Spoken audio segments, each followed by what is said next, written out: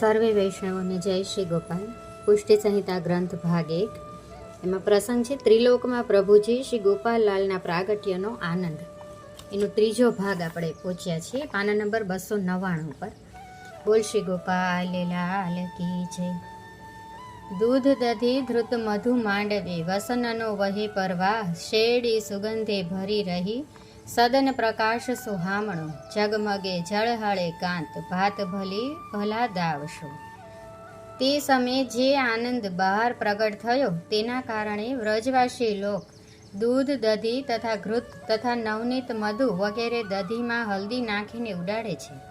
તે દધીનો કાદવ થઈ રહ્યો છે. તે સર્વના વસ્ત્રો ભીંજાઈ ગયા છે. વસ્ત્રના દાનનો પ્રવાહ ચાલ્યો છે અને જેને જેવા જોઈએ તેવા પ્રવાહની માફક આપી રહ્યા છે. ગોકુલની શેરીઓ ગલીઓ અત્તર અરગજાની સુગંધથી ભરી રહી છે, મહેકી ઉઠી છે. એટલા સુગંધી દ્રવ્યો છીરકી રહ્યા છે. તે સમયે સદન મંદિર તેમાં ઇન્દ્ર સદનને શરમાવે તેવી શોભા દીસી રહી છે અને કાંત તેનું તેજ પ્રકાશથી ઝળહળી રહ્યો છે. જે બ્રહ્મલોકની શોભાથી અધિક છે, જે વ્રજમંડળ જ્યાં વ્રજનાથ પ્રગટ્યા છે તેને તેજે કરીને જળહળાટ થઈ રહ્યો છે. વિવિધ ભાતની શોભાને નાટારંભ થઈ રહ્યા છે.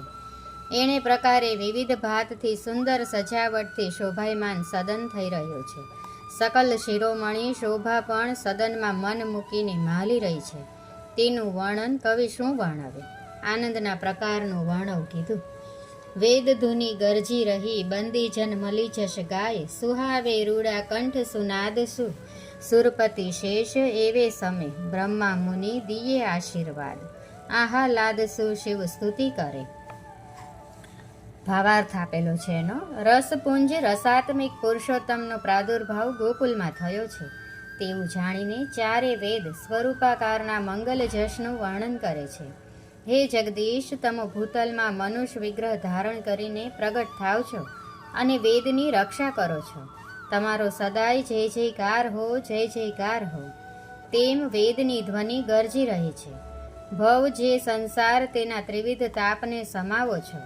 તે સમયે બંદીજન ભાટ ચારણ ગાંધર્વ ગુણીજન જેની ગાન કળાની વિદ્યાએ કરીને આજીવિકા છે તે પ્રભુના નિર્મળ જશનું ગાન 7 સ્વરે કરીને ઘણાક તાલે કરીને સંગીતના દ્રુપદ તાલે કરીને રૂડા સુમધુર કંઠથી અનેક રસ અલંકારે કરીને નાયિકાના ભેદે કરીને ઘણાક સ્તુતિના કવિત ગીત છંદ સમજણે કરીને વખાણ કરે છે. તે સમયે અપ્સરાઓ ઊંચા સ્વરે કરીને તાલ મૃદંગ બજાવીને સુમધુર સ્વરે ગાય છે તે શોભે છે. તેને શ્રી રઘુવીરજી સુરપતિના જેવો વૈભવ આપે છે. વળી તે સમયે 33 કોટી દેવતાઓ ઇન્દ્ર તથા દેવાંગનાઓ પુષ્પની વૃષ્ટિ કરીને મહામોદ પામે છે. જે ધન્ય પ્રભુ પ્રગટ્યા શેષનાગ મહામોદ પામીને સહસ્ત્ર મુખથી સ્તુતિ કરી રહ્યા છે. જે પ્રભુ કલયુગમાં સત્ય ભક્તિનું સ્થાપન કરવા પધાર્યા છે. બ્રહ્મા આદિ 88,000 ઋષિશ્વર સનકાદિક નવયોગેશ્વર આદિ મુનિગણ સર્વે આશીષ દીએ છે. જે ઘણાક કાલ સુધી તમે જેવી તમારા ભગવતીની રક્ષા કરો છો તેવી રક્ષા અમારી કરો તેવા હરખે કરીને આનંદ પામીને પોતાના આશ્રમે સાષ્ટાંગ દંડવત પ્રણામ કરે છે. જે શા માટે? તત્વવેતા છે, ત્રિકાલ જ્ઞાની છે, ભગવદ્ ગુણારવિંદના અનુભવી છે. પ્રભુના પ્રાગટ્યના કારણે કરીને સમાધિમાંથી મન છૂટું કરીને કેમ કે જે પુરુષોત્તમ પ્રગટ્યા છે તેવું જાણીને મહામોદ પામી રહ્યા છે. જે હવે સર્વે ભૂમંડળ કૃતાર્થ થશે અને ભક્તિ માર્ગનો પક્ષ ઉજ્જવળ થશે તેવું જાણીને મનમાં ઘણું હર્ષ પામી વારંવાર આશીષ દઈ રહ્યા છે. શિવજીની સમાધિ છૂટી ગઈ છે. આહલાદમાં આવીને સ્તુતિ કરી રહ્યા છે. જે પુરુષોત્તમ પ્રગટ થયા છે તેવું જાણીને મહામોદ પામીને તાંડવ નૃત્ય કરવા લાગ્યા. શ્રી પૂરણ પુરુષોત્તમ, તમે આ અવતારને વિશે પ્રેમ લક્ષણા પુષ્ટિ ભક્તિ માર્ગને ઉજાળવા અને વાત્સલ્ય ભાવાત્મક સેવાનું દાન કરવા પ્રગટ્યા છો. શ્રી આચાર્યજીના વંશમાં મણિરૂપ પ્રગટ્યા છો એમ કહીને વારંવાર સ્તુતિ કરતા પુષ્પથી વધાવે છે. દેવકોટીના આનંદનું વર્ણવ કીધું છે. કારણ કે પૂર્વે આવું પ્રાગટ્ય કોઈ યુગમાં થયું નથી અને હવે પછી થનાર નથી. એવું પુષ્ટ પુષ્ટ પુષ્ટિ પુરુષોત્તમ રસપુંજનું પ્રાગટ્ય જાણીને અખિલ બ્રહ્માંડમાં આનંદ ઉભરાઈ રહ્યો છે. જે વેદ બંદીજન સુરનર બ્રહ્મા શિવ આદિ સ્તુતિ કરતા ચકિત થઈ જાય છે કે ધન્ય કલયુગને ધન્ય કલીના જીવ જે આ યુગમાં નિસાધન દશાએ પુરુષોત્તમની પ્રાપ્તિ દર્શન માત્રથી થનાર છે, તેવું આગળ ગુરુજી જન્મ પત્રિકામાં કહે છે. તેનું વર્ણન કવિ કરે છે. જન્મપત્રી દ્વિજજન કરે થાપી ધીર દિયે રે આશીષ ઈશ વ્રજાધીશ સદાય તપો વધાવા આવે વ્રજ સુંદરી હલી મલી કરે મનુહાર નૈણા ભરી લીએ ભામણા. ભાવાર્થ આપ્યો છે. ગુરુ ગર્ગાચાર્યના ગ્રંથ જ્યોતિષ તેણે કરીને દ્વિજજન 7 વીઘાને કરીને જન્મપત્રી કરે છે. તેમાં પ્રથમ લગ્નમાં એવું આવ્યું કે આ તો ઈશ વ્રજાધીશ પૂર્ણાનંદ પુરુષોત્તમ સર્વ ગુણના ધણી છે. શ્રી જે શોભા કીર્તિ જે જશ અનુભવ જે શ્રેષ્ઠ છે એ પુરુષોત્તમ રૂપ છે. એવું જન્મ પત્રિકામાં આવ્યું કે આ તો સદાય વ્રજને થીર કરવા અને અલૌકિક સુખનું દાન કરવા પધાર્યા છે. તેથી દ્વિજજન આશીષ આપે છે. જે વ્રજના ઈશ એટલે કે વ્રજાધીશ સદાય તમારો જય હો જય હો. વ્રજને સુસ્થિર કરીને સ્થાપો એવા જન્મગ્રહ આવ્યા. વળી નવગ્રહ ચંદ્ર સૂર્ય આદિ તો મહાબળવાન આવ્યા છે, જે સદા પુરુષોત્તમની આજ્ઞામાં વર્તી રહ્યા છે. એવું અલૌકિક કારણ સ્વરૂપ જન્મપત્રીમાં જાણીને વિપ્રજનો આશીષ દીએ છે કે જે આ તો વ્રજ મંગલ વ્રજાધીશ સદાકાળ વ્રજની રક્ષા કરવા પોતે પધાર્યા છે. એવો જન્માક્ષરનો ભાવ સાંભળીને મહા ઉદાર એવા શ્રી રઘુવીરજી તેણે સુવર્ણ આદિ ઘણું દાન આપ્યું.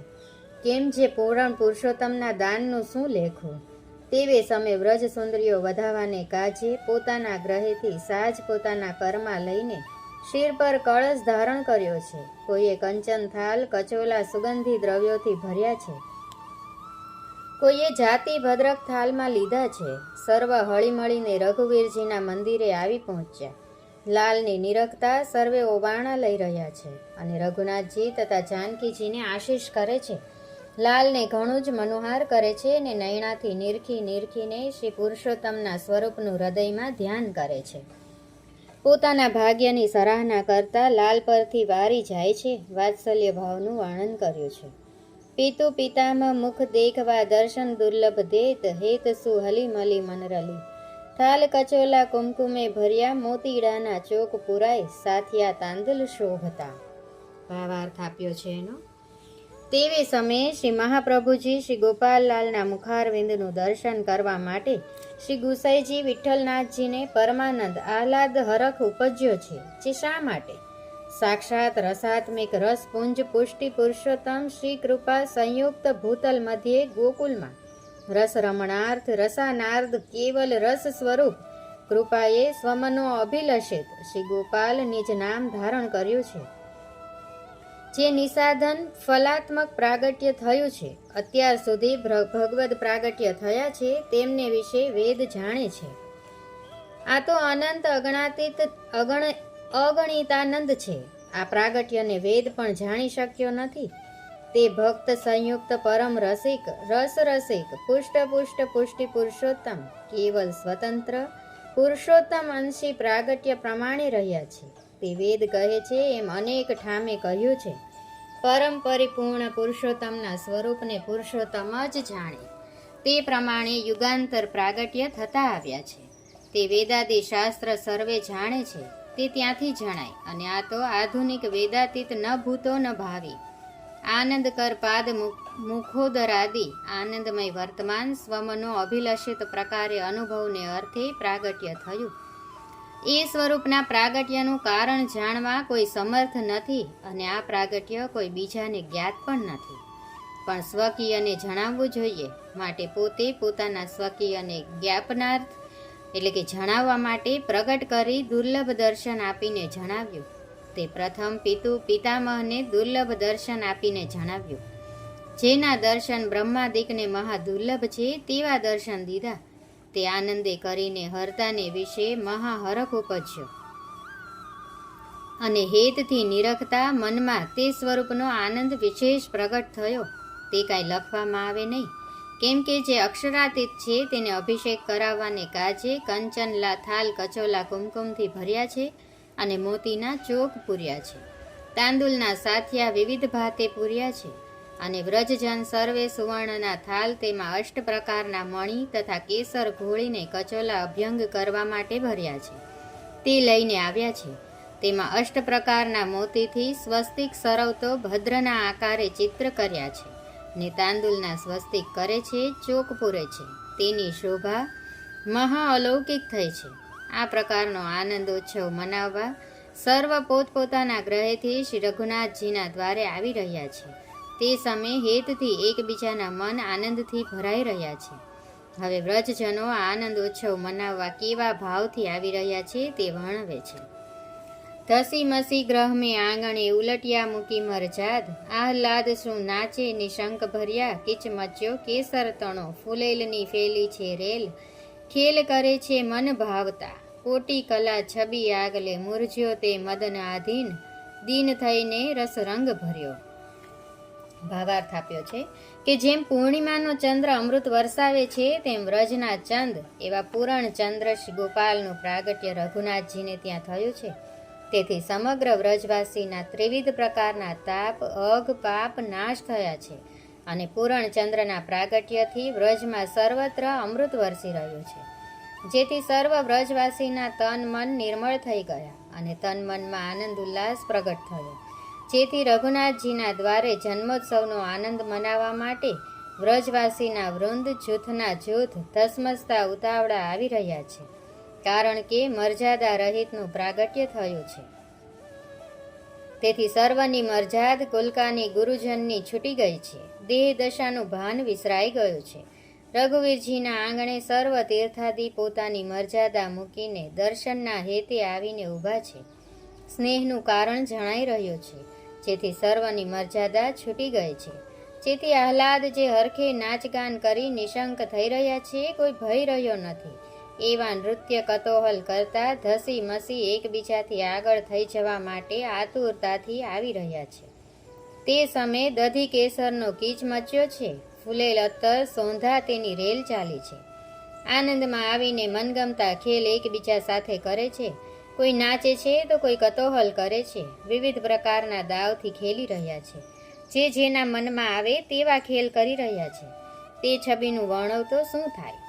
તેને નિરખતા મદન જે કામદેવ મૂર્છિત થઈ ગયો અને આધીન થઈને તેના રસ રંગમાં દીન થઈને તે પણ નાચ ગાન કરવા લાગ્યો.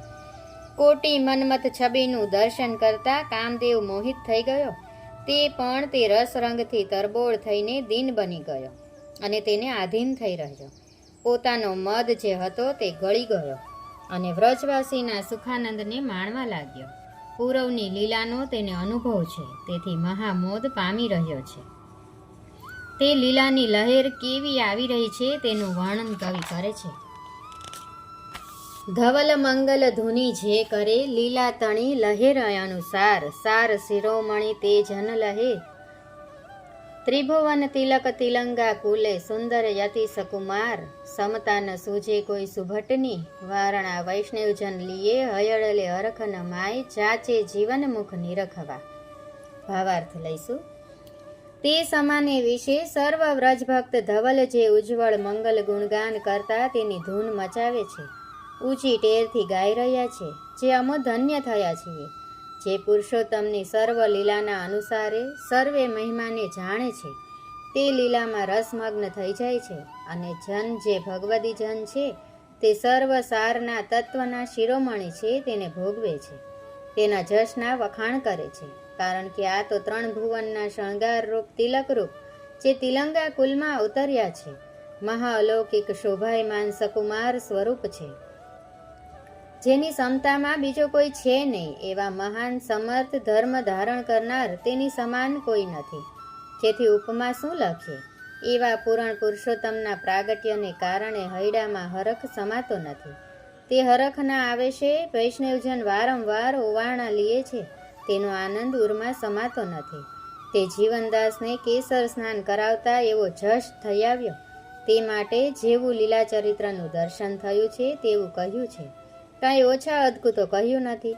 માટે જીવનદાસ કહે છે કે તે મુખના સુખના દર્શન કરવાની યાચના કરું છું. જે પૂરવનો જીવ છે તેને પોતાના જન્મ વિશેનો જશ ગૌરવવાની ઈચ્છાએ કરીને તેને ભેળા લઈને અવતરે છે અને તેવા લીલા ચરિત્ર અનેક પ્રગટ કરીને પોતાનો જશ કહેવરાવે છે. તે ભગવદી જન ગાયને વર્ણવી દેખાડે છે. આ આખ્યાન પહેલાંની ચર્ચા અહીંયા સંપૂર્ણ થાય છે. ત્યાર પછી કશોરદાસ બોલે છે કે ધન્ય પ્રભુના વર્ણવ કરતાને, ધન્ય તેની ટીકા કરનારને અને એથી અધિક ધન્ય તમને. પાંચા બાબા, તમોએ જે આ ગ્રંથની ખૂબ માવજત કરીને રાખ્યા છે અને તેની સાચી સમજણ તમોએ અમને આપીને ઘણા જ નિહાલ કીધા છે, તેના શું વખાણ કરો. પ્રાચીન ભગવદીની વાણી તો તમારા જેવા અનુભવી ભગવદી પાસેથી જ્યારે સાંભળીએ ત્યારે સાચો ભાસ પડે, બાકી તો બીજાનું ગજુ આ વાતમાં નથી. પાંચા બાબા, આખ્યાનમાં હે પ્રભુજીના પ્રાગટ્ય જશનું વર્ણવ ઘણું કીધું અને તેનો આનંદ જીવનદાસે માણ્યો. આપણે તો તેની વાણીના સહારે તેનો અનુભવ કરવો ઠર્યો. તે પણ તમ જેવા ભગવદી દ્વારા જ જાણી શકાય તેમ છે.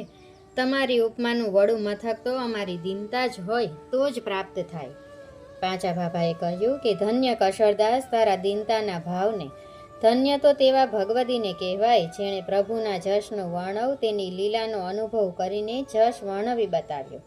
એથી અધિક ધન્ય તો મારા પ્રાણનાથને, જેણે ભૂતલમાં પધારીને પોતાનો જશ પોતાના નીચજન પાસે ગૌરાવ્યો. આપણે તો માત્ર તેની વાણીનો અનુભવ કરીને હરદા વિશે ઉતારવાનો રહ્યો. જે તે ગુણગાન દ્વારા જ થાય. ભગવદીની વાણીના સંગ બળે બધું જ પામી શકાય. સંગે થાય અને દુસંગે જાય. કશોરદાસ, દુસંગ કલિકાલમાં જીવને વિશેષ લાગે, ત્યાં સાચો સંગ તો ક્યાંથી થાય. હરિબાઈએ કહ્યું, સંગ વિના સાઈબા સર્વે કાચું. સંગ વિના બધું કાચું જ રહે. જ્યાં સંગ નથી તો પાકું તો ક્યાંથી થાય. કશોરદાસ, હવે તમારી ઈચ્છા શું છે તે પ્રશ્ન કર, જેથી વાત પ્રસંગ આગળ ચાલે. આટલું કહીને આ વાર્તા પ્રસંગ અહીંયા પૂર્ણ થાય છે. મારી કંઈ ભૂલચૂક થતી હોય તો દાસના દાસ જાણીને ક્ષમા કરશો. સર્વે વૈષ્ણવોને જય શ્રી ગોપાલ.